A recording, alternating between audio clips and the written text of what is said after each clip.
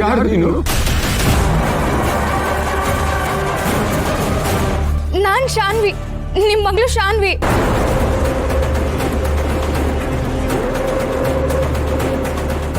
ಹಾ, ಶಾನ್ವಿ ಹೌದಲ್ವಾ? ನನ್ನ ಮಗಳು ಶಾನ್ವಿ ಗೊತ್ತೇ ಆಗ್ಲಿಲ್ಲಮ್ಮ.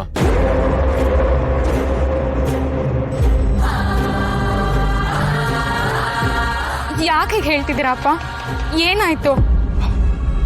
ಏನಾಯ್ತು ಅಂತಲೇ ಗೊತ್ತಾಗ್ತಿಲ್ಲ.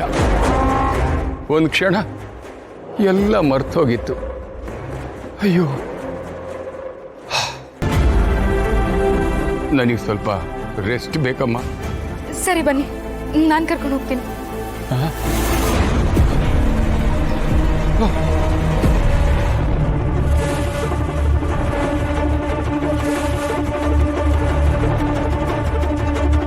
ಆದರೂ ನಾನೇನೋ ಮುಖ್ಯವಾಗಿರೋದನ್ನೇ ಮರ್ತಿದ್ದೀನಿ ಅನ್ನಿಸ್ತಿದೆ.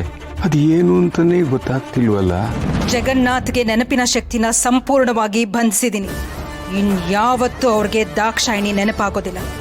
ಅವ್ರ ಪಾಲ್ಗೆ ದಾಕ್ಷಾಯಿಣಿ ಇನ್ನು ಮುಂದೆ ಅಪರಿಚಿತೆ ಅಷ್ಟೇ.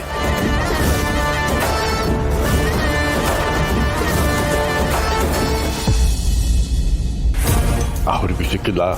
ಗುರುಗಳೇ, ನಾವೆಲ್ಲ ಆಗ್ಲಿಂದ ಹೊರಗಡೆನೆ ನಿಂತಿದ್ದೀವಿ ಗುರುಗಳೇ. ಅವಳಿನ್ನೂ ಆಚೆ ಬಂದಿಲ್ಲ.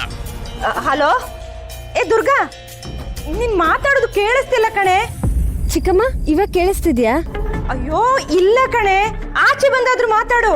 ಚಿಕ್ಕಮ್ಮ, ನಾನು ರೂಮಿಂದ ಬೀದಿವರೆಗೂ ಬಂದಿದ್ದೀನಿ. ಇವಾಗ್ಲೂ ಕೇಳಿಸ್ತಿಲ್ವಾ?